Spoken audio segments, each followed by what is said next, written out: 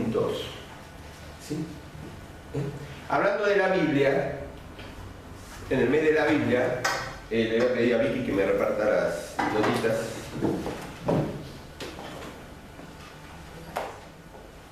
Consideramos que la Biblia es un fundamento, ¿sí?, de la vida cristiana. ¿Sí? En estas épocas difíciles, la Biblia es nuestro fundamento. Ahora, ¿qué es un fundamento para ustedes? Un pilar. Un pilar. Un horizonte. Un cimiento. Un cimiento. Un horizonte, pues también, no lo pensé como horizonte, la verdad. Una meta a llegar. Sí, una meta a llegar, bien. Un fundamento es algo sobre lo cual yo edifico. Yo pensé en el fundamento de una casa. Claro. Es más, tal vez lo pensé porque ahora están arreglando una casa atrás de nuestra casa donde vivimos, ¿sí? En los fondos de la casa que era atrás, la están arreglando. Y otro día golpeaban tanto que yo subí desde la terracita mía a ver qué estaban haciendo, porque después me va a salir el agujero por mi lado. Y están haciendo un pozo profundo y están poniendo unas vigas, pero están haciendo el fundamento tal vez para una losa que van a construir. Es decir, fundamento es la base para que me da estabilidad, la base sobre la cual yo puedo edificar. ¿Sí? Ahora, la Biblia habla de los fundamentos. Y fíjense en este versículo que está en el Salmo 11.3. ¿Sí? Dice: y cuando las bases mismas vienen abajo,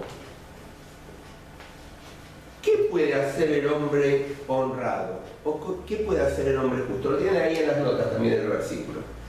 Y cuando las bases mismas se vienen abajo, ¿qué puede hacer el hombre honrado? O el hombre justo, o el hombre recto. ¿Sí? Es decir, David dice que los fundamentos, hay fundamentos que se pueden venir abajo. Hay bases que se pueden venir abajo. ¿Sí?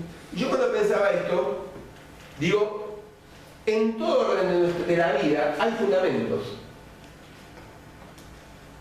Cuando pensamos en la familia, ¿sí?, para que la familia esté bien edificada, para que crezca, ¿qué debe haber, por ejemplo? ¿Qué fundamentos debe haber? El fundamento del amor, el fundamento del respeto, el fundamento de una buena comunicación con una buena escucha, ¿sí?, el fundamento de un amor incondicional, un amor ágape entre el esposo y la esposa. ¿Sí? Es decir, debe haber ciertos fundamentos en la familia para que ésta crezca. Pienso en un trabajo. Cuando en el trabajo tiene que haber buenos fundamentos para que funcione bien, ¿qué debe haber? Debe haber armonía, debe haber también respeto, debe haber tal vez autoridad, un orden, debe haber autoridad. Saberse escuchar. Saberse escuchar cuando uno da las directivas o vuelve la información. ¿Cuál es el fundamento cuando pensamos por ahí en el estudio, con compañeros de estudio? ¿Sí? O en una clase, que debe haber armonía y buena escucha de los alumnos, la profesora debe tal vez dar de una forma clara, debe haber autoridad, debe haber compromiso, debe haber orden también. ¿Y qué más pensar también en la iglesia? ¿Sí? ¿Qué fundamentos debe haber para que la iglesia pueda crecer y pueda edificarse bien? ¿Sí? El fundamento que sea cristocéntrica, donde también haya amor, donde haya armonía, donde haya respeto, donde haya consideración hacia el otro. ¿Y qué podemos pensar en un país para que haya fundamentos, para que pueda crecer un país? ¿Sí? Debe haber la búsqueda del bien común, debe haber honradez, debe haber justicia, ¿sí?, debe haber respeto hacia el otro. Es decir, ¿qué pasa cuando esos fundamentos en los diferentes órdenes donde nos toca vivir se caen? ¿Qué pasa en la sociedad cuando ya no se habla de valores, ahora se habla de antivalores? O ya donde si te hace bien, hacelo.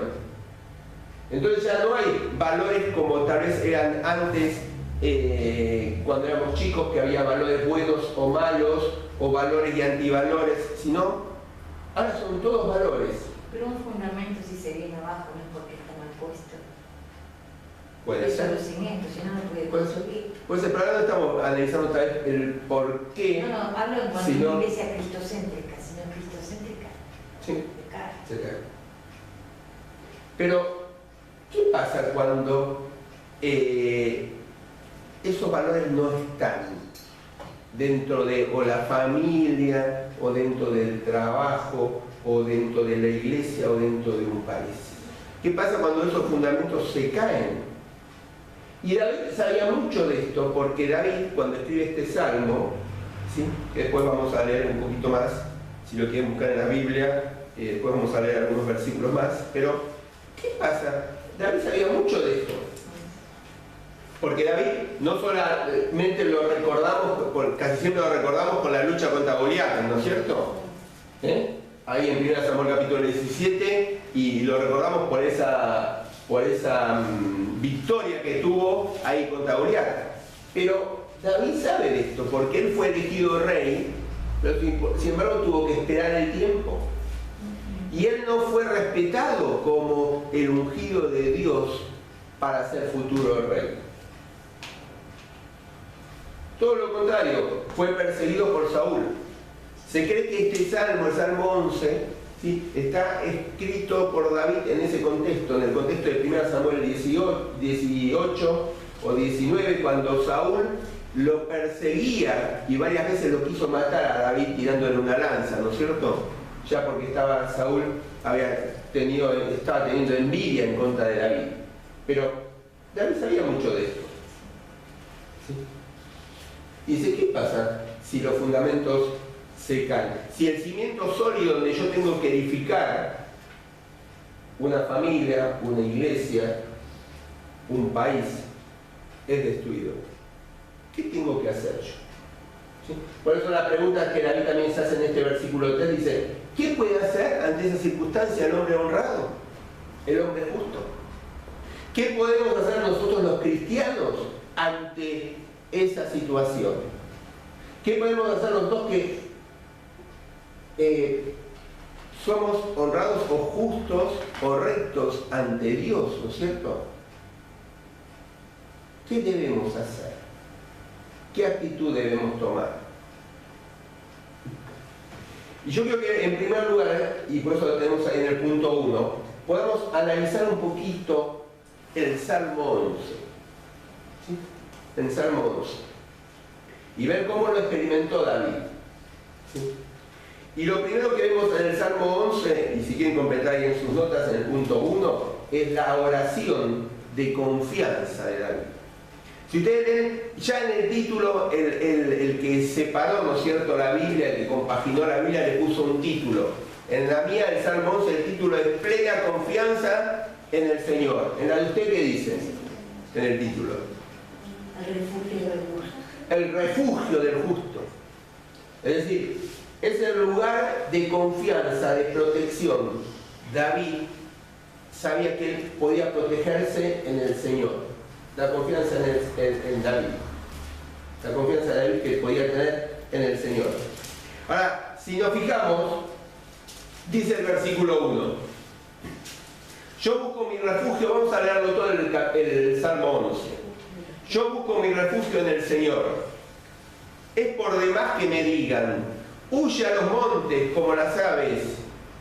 Fíjate en los malvados, ponen la flecha en la cuerda, tensan el arco y desde un lugar escondido disparan contra los hombres honrados. Y cuando las bases mismas se vienen abajo, ¿qué puede hacer el hombre honrado? Pero el Señor está en su santo templo. El Señor tiene su trono en el cielo y los ojos bien abiertos vigila atentamente a los hombres. El Señor vigila a los justos y a los malvados y odia con toda su alma a los que aman la violencia. El Señor hará llover sobre los malos brasas y fuego y azufre, y traerá un viento que todo lo quemará. El Señor les dará su merecido. El Señor es justo y ama lo que es justo. Por eso lo verán cara a cara los sinceros. Y fíjense que empieza David, ¿sí? Y lo primero que podemos ver, ¿sí? Y si quieren completar ahí en las notas, que la respuesta de David es plena confianza hacia el consejo de temor. ¿Sí? Es plena confianza hacia el consejo de temor. Fíjense que en el versículo dice, el versículo 1 dice, por más que los demás me digan, es decir, evidentemente había amigos que le estaban hablando a David. Y él, en vez de entrar en el temor de la situación, confió. ¿Sí? Por eso, si quieren completar también ahí en las notas, el primer asterisco es la firme resolución de David de poner su confianza en el Señor. Dice, yo busco mi refugio en el Señor, dice el versículo 1. Él declara que a pesar de las circunstancias, él toma la resolución de poner su confianza en Dios. Y en segundo lugar, toma la firme también, o la firme oposición a la tentación. Él se opone a la tentación. ¿Cuál es la tentación? La tentación es del consejo que le estaban dando. ¿Cuál era el consejo que le estaba dando a sus amigos? ¿Qué le estaban aconsejando? Que huya. ¿Sí? Hay otras versiones que dice, vete volando como las aves. ¿Sí? En la versión Dios habla hoy dice, huya a los montes como las aves. Es decir, él estaba escuchando que había amigos que le estaban diciendo, mira, escapa. Mira, ¿sabes qué? A vos te quieren matar. Saúl te quiere matar. Estás en peligro. Estás en peligro de muerte. Por eso, anda, escapate. Era el consejo de los amigos. ¿Sí? Es decir, siempre ante las circunstancias va a haber consejo. Que puede ser, como yo les puse ahí en las notas, muy bien intencionado. El tema de la pregunta es, ¿viene de parte de Dios ese consejo? Ahí es donde nos tenemos que hacer la pregunta. Porque evidentemente Dios no quería que David huyera, que se fuera. Si él se iba a estar mostrando que no confiaba realmente en Dios. ¿Sí? Entonces tenemos que tener cuidado con a veces los consejos que nos dan. Realmente el consejo nos lleva, porque el consejo iba a mostrar que David tenía una actitud de temor ante la situación. Y realmente él, al único que tenía que tenerle temor, ¿a quién era? A Dios. Al Señor, no a la situación. Y a veces a nosotros nos pasa lo mismo, miramos las situaciones y nos viene el temor. ¿Sí? Y eso nos puede llevar a tomar decisiones que no son correctas o a dejarnos guiar por consejo que no viene de parte de Dios. Ahora él, sin embargo, en el versículo 1 vuelve a afirmar, yo busco mi refugio en el Señor. Y por más que ustedes me digan, yo busco mi refugio en el Señor. Ahora él después empieza a describir a partir del versículo 4 por qué él consideraba que su refugio era el Señor.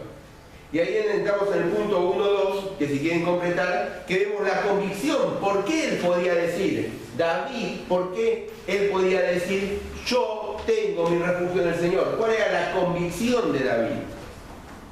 ¿Sí? ¿Cuál era la convicción que tenía David? ¿Cuál era lo que él ponía en peso cuando escuchaba el consejo de los amigos de huir, de volar como las aves, de salir de la situación? ¿Y qué es lo que él creía? ¿Cuál era su convicción? Entonces nos vamos a dar cuenta que ahí chocaban las dos cosas. Y él muestra su convicción en todo lo que él empieza a relatar a partir del versículo 4 en su canción. Y lo primero que él describe es que hay un Dios, y vayan completando si quieren, que hay un Dios en el cielo, dice el versículo 4, pero el Señor está en su santo templo. ¿Sí? Es decir, David lo primero que reconoce es que Dios tiene un Dios que está en el cielo. Tiene un Dios que está en un lugar donde todo lo ve. Tiene un Dios que está en un lugar donde está gobernando. Donde está gobernando. Y este concepto está muchas veces en los salmos. En el Salmo 2, versículo 4 dice: el Señor, el que reina en el cielo. Es decir, Dios, el que está reinando en el cielo. El que está en un lugar especial, en un lugar donde todo lo ve. Donde gobierna. Él vuelve a reafirmar este concepto en el versículo 4, donde dice: el Señor tiene su trono en el cielo. Por eso, si quieren completar en sus notas, ahí que hay un Dios en el cielo, que Dios es el Rey. Es decir, no solamente ve a Dios en el cielo, en ese lugar donde todo lo ve, donde todo lo supervisa, sino que también lo ve ¿dónde? Lo ve como Rey. Porque lo ve ¿en dónde? En el trono.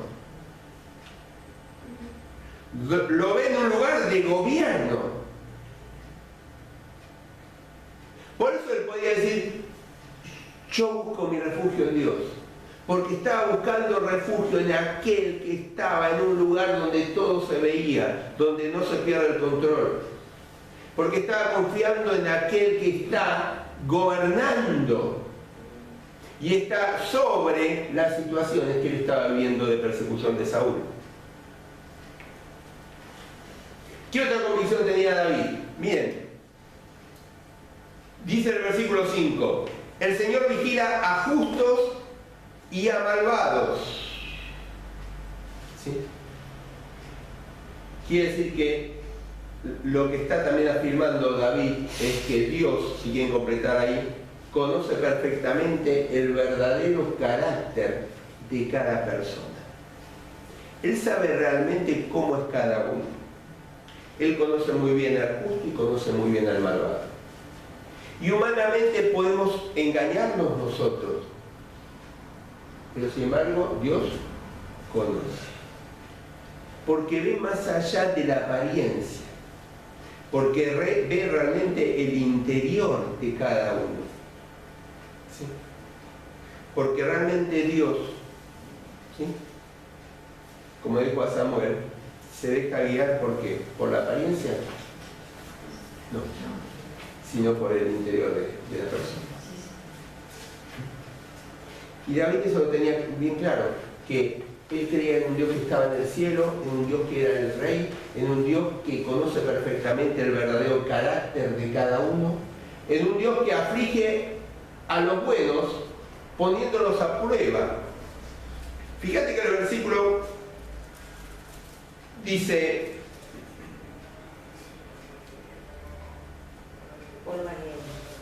el versículo 6 en adelante dice: el Señor hará llover sobre los malos brasa, fuego y azufre, y traerá un viento que todo lo quemará. El Señor les dará su merecido. El Señor es justo y ama lo que es justo. ¿Sí? Es decir, que también el Señor aflige a los buenos para poniéndolos a prueba. Poniéndolos a prueba. Y también que por mucho, y si querés completar ahí en las notas, que los impíos puedan prosperar y prevalecer, están siempre bajo la ira de Dios. Siempre bajo la ira de Dios. Dice el versículo 5: odia con toda su alma a los que aman la violencia. Y este es un término que nosotros humanamente lo usamos, ¿no es cierto? Cuando dice, mira, te amo con todo mi corazón, te amo con todo mi interior, te amo con toda mi alma. O a veces decimos al otro: mira, te odio. Yo odio al que hace violencia. Odio. Y dice el 6, y voy a hacer llover sobre los malos brasa, fuego y azufre. Es decir, ellos van a recibir el castigo, ellos están bajo mi ira. Que nos cuesta ver la ira de Dios, pero es la otra parte de la justicia y la santidad de Dios. Dios es santo y Dios es justo. Y al que hace el mal va a recibir el castigo por el mal que hizo. Y aunque a nosotros nos parezca que el que hace el mal acá terrenalmente la pase bien, o zafe, o le vaya bien, o prospere, pero la ira de Dios un día va a caer sobre él.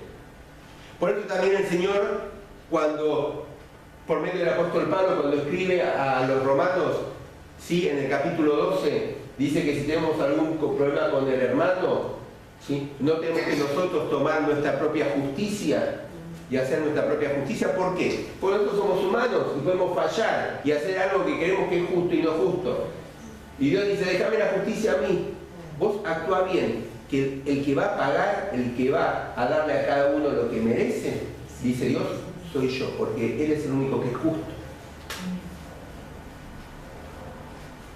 Y para terminar ahí al final de la hojita, la hojita segunda, que Dios, la otra convicción que David tenía es que Dios reconoce a sus hijos y está a favor de ellos. Porque fíjate que dice, el Señor es justo y ama lo que es justo. Por eso lo verán cara a cara los sinceros, los justos, los rectos. ¿Sí? Ahora, ¿cómo es esto? Porque dice que nadie verá a Dios. No, los sinceros dice, cara a cara verán a Dios. Ajá. Entonces, quiere decir que vamos a ver al Señor. Bienaventurados los de limpio corazón, porque ellos verán a Dios. Bienaventurados los de limpio corazón, porque ellos verán a Dios.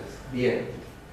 Es decir, que Dios va a resplandecer de tal manera, ¿sí? O su resplandor o su presencia va a ser de tal manera que todo el pueblo lo va a ver. Acuérdate la bendición de Números 6:26, que dice, Jehová alce a ti su rostro y te dé paz. ¿Sí? Y el Salmo 17:15 dice, el salmista, veré tu rostro en justicia. Y bienaventurados los de limpio corazón, porque ellos verán a Dios. Y esta es la confianza de David. Por eso él podía pararse y en el versículo 1, al comienzo de su canción, decir, yo busco mi refugio en el Señor. Se puede caer todo fundamento. A nivel de país, a nivel de familia, en la iglesia, en todo ámbito, pero yo tengo que buscar en primer lugar mi refugio en el Señor, en Él.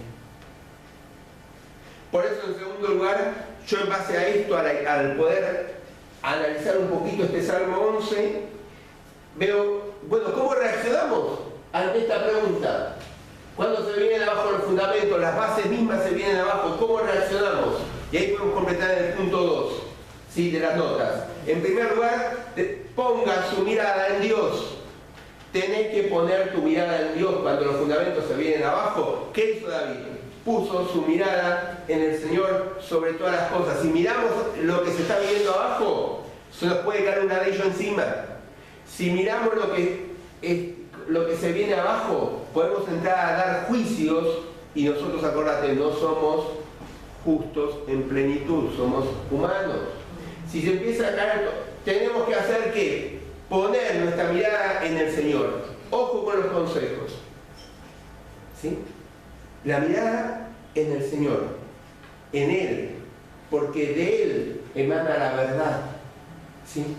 Y la tenemos en su palabra, en la Biblia, que es la verdad. Tenemos que poner la mirada en Él. En segundo lugar, ¿cómo reaccionamos? No huya.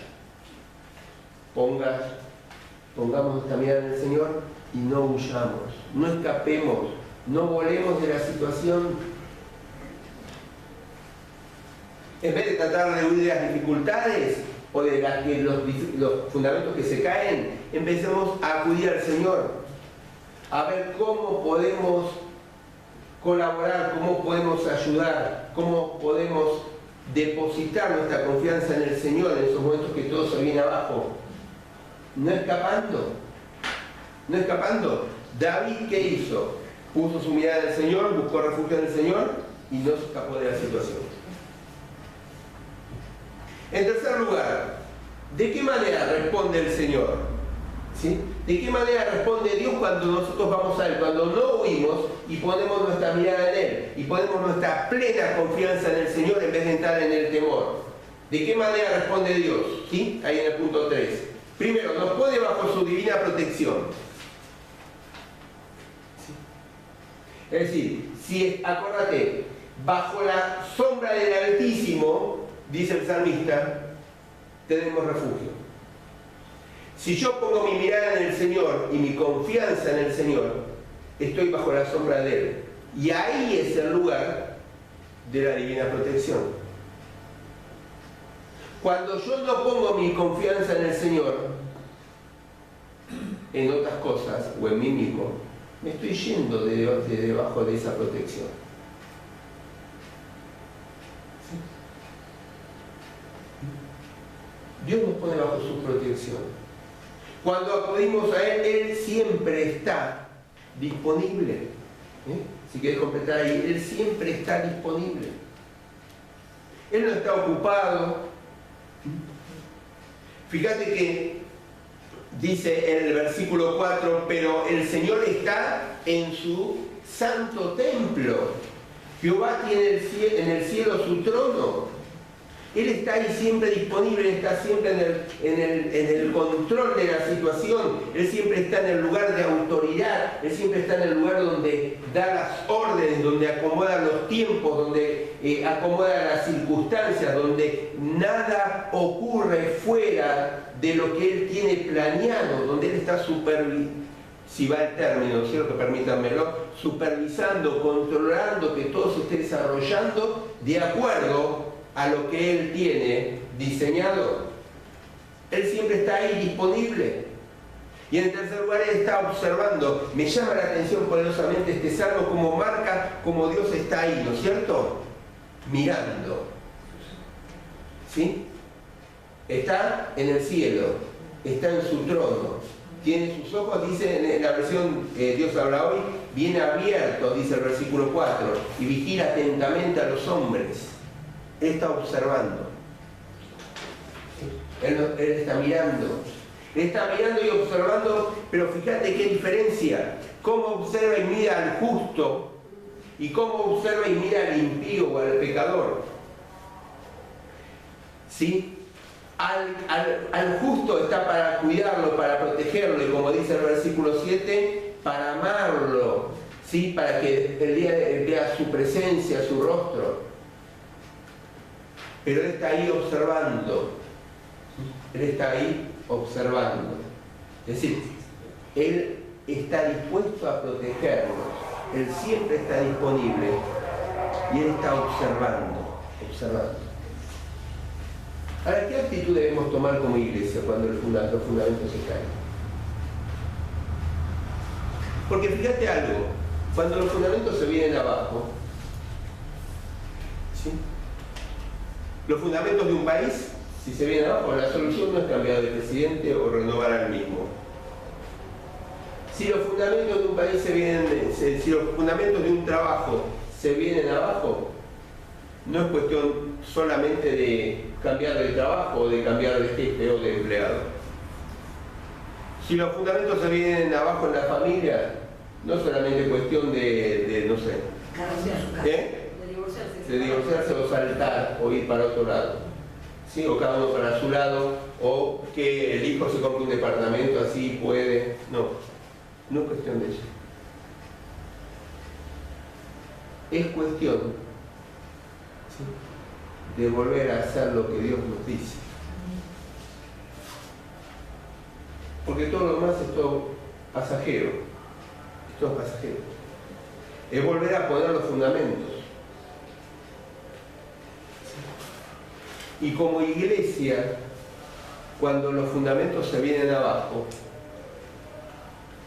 tenemos que volver a recuperar, ¿sí?, realmente el sentido o el por qué estamos y el por qué existimos como iglesia. Yo cuando pensaba en esto, pensaba en Mateo capítulo 5, ¿sí?, que te invito a buscar, si querés, si no te lo voy a leer. Y ahí entramos ya en el punto 4, que ¿qué actitud debemos mantener como pueblo de Dios? ¿Sí? Cuando vivimos en una sociedad que a lo malo se le dice bueno,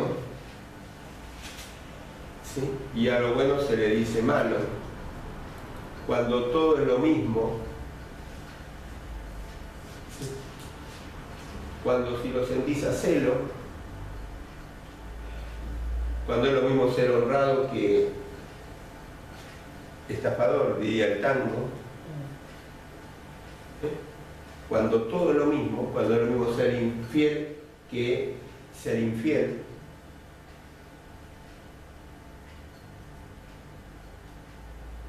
tenemos que volver a recuperar el sentido de lo que somos. Y Mateo 5:13 dice a los cristianos, a nosotros, a la iglesia: ustedes son la sal del mundo, pero si la sal deja de estar salada, ¿cómo podrá recobrar su sabor? Ya no sirve para nada, así que se la tira a la calle y la gente la pisotea. Ustedes son la luz del mundo. Una ciudad en lo alto de un cerro se puede esconder. No se puede esconder. Perdón, no se puede esconder, gracias. Ni se enciende una lámpara para ponerla bajo un cajón.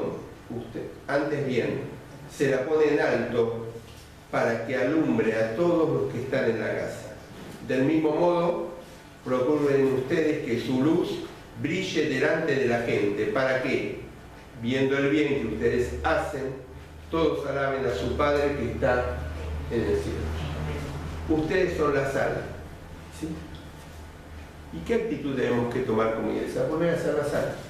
Porque fíjate que en esa época, ¿por qué el Señor dice que se la tiraba a la calle y se la pisoteaba? Porque en ese momento la sal, cuando perdía el sabor, se humedecía, no servía y se la tiraba realmente en el medio de la calle para que sirva para pisonar, ¿sí? No había... No se arrogaba. ¿Qué? No se arrogaba. Claro, no había asfalto, iba a decir eso, no había asfalto, entonces para que no se haga mucho barro, se la tiraba para que sirva para pisonar el camino. Nosotros debemos volver a recuperar, ¿sí?, hacer esa sal, que demos sabor, que mostremos los fundamentos, que hablemos de los fundamentos. Tenemos que volver a hacer esa sal, como dice un autor de un libro, fuera del salero, ¿sí?, es decir, fuera de la iglesia, porque si no acá estamos la sal, todas acá, como que estamos en el salero, pero tenemos que sal en el mundo, afuera. Porque la sal no sala en el salero, la sal sala cuando yo la saco del salero. Tenemos que volver a hacer esa luz, que realmente marquemos una diferencia, que iluminemos, que demos el camino. Tenemos mucho para hacer. ¿Qué puede hacer? Podemos hacer muchas cosas cuando los fundamentos se vienen abajo. No solamente hablar de que los fundamentos se vienen abajo, sino hacer. Y yo ahí le puse en las notas algunas cositas que pensé que podemos hacer. Primero, debemos volver a confiar en el Señor con todas nuestras fuerzas. Debemos volver a confiar en el Señor, no importa las circunstancias, no importa los fundamentos que se vengan abajo, no es cuestión de cambio humano, es cuestión de volver a confiar en el Señor, ¿sí? Esto va a implicar el esperar, que a veces nos cuesta.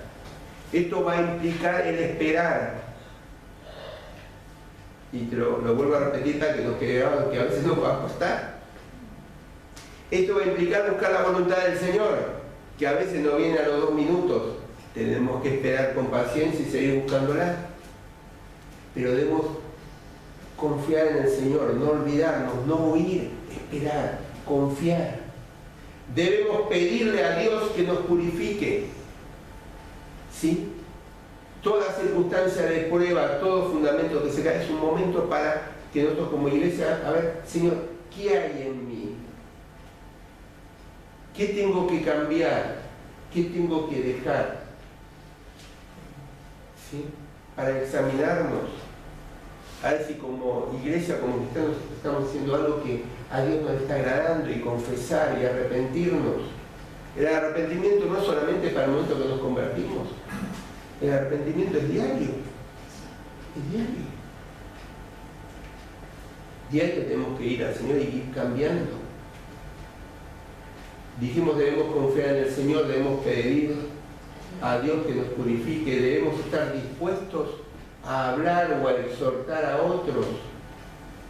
Es decir, nosotros somos la voz profética que este mundo necesita. Y cuando hablo de la voz profética, no estoy hablando de adivinación, estoy hablando de denunciar. El profeta en el Antiguo Testamento comunicaba al pueblo el mensaje de Dios.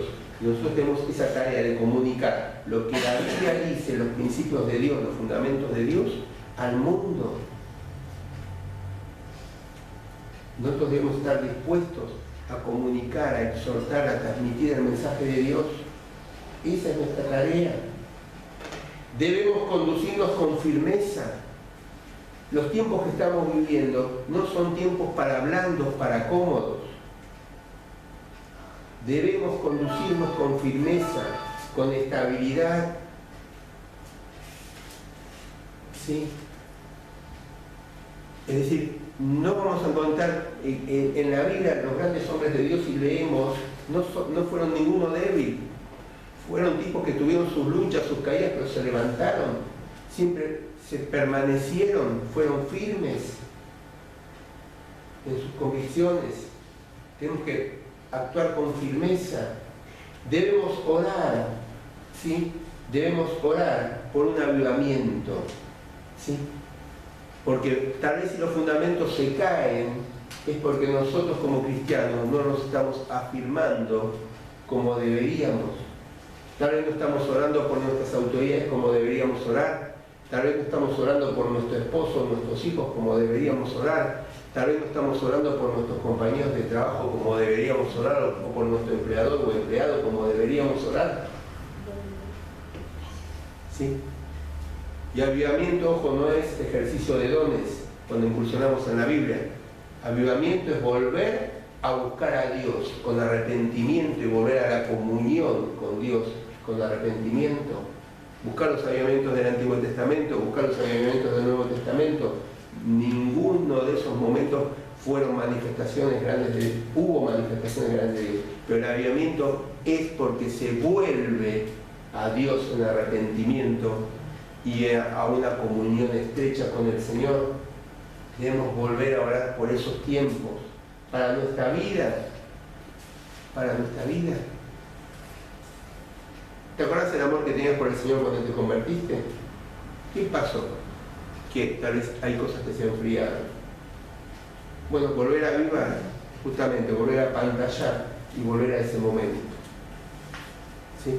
Cuando el Señor era todo en tu vida, cuando si no leías la Biblia o orabas, te faltaba algo, cuando le hablabas a todo lo que te había pasado y a quien habías conocido. Eso es volver a ese comienzo. ¿Sí? Volver a ese comienzo. ¿Qué podemos hacer cuando los fundamentos se caen? ¿Están cayendo los fundamentos? Sí. En todo orden, ¿no es cierto? En todo orden. Nosotros como justos, como rectos, como santos ante Dios, por Dios, tenemos mucho para hacer. Mucho para hacer. Vamos a inclinar la cabeza, vamos a orar.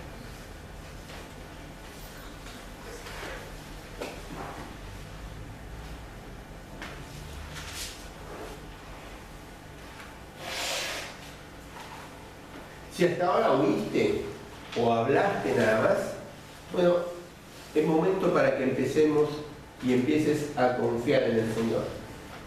A confiar en el Señor. A confiar en Él. Si Él está ahí, sí, Y acuérdate que Él va a dar a cada uno de acuerdo a lo que haya hecho. No nos preocupemos por el que hizo el mal, por el que el impío. Él va a recibir de parte de Dios su castigo. Preocupémonos por nosotros. Y volvamos como cristianos a ser esa sal y esa luz que el mundo necesita. Que el mundo necesita. Señor, te queremos dar las gracias en esta mañana, Padre, porque pudimos alabarte, pero también porque ahora pudimos compartir tu palabra. Gracias, Señor, por David. Gracias, Señor, porque en ese momento en el cual él escuchaba muchos consejos de aquellos que lo rodeaban, sin embargo, él te puso a vos como el refugio de su vida. Confió plenamente en vos y en tu cuidado para su vida y en tu propósito para él. Padre, ayúdanos en esta época donde los fundamentos, donde las bases se caen, Señor, para volver a afirmar nuestra vida en vos, Señor, y no en otras cosas. Padre, ayúdanos a actuar con firmeza, ayúdanos a hacer esa sal y esa luz que este mundo necesita, que nuestros compañeros de trabajo necesitan, que nuestros familiares necesitan, que este barrio necesita. Señor, ayúdanos, te necesitamos. Y Padre, todo esto te lo pedimos y oramos, y lo hacemos en el nombre de Jesús. Amén, Señor. Amén.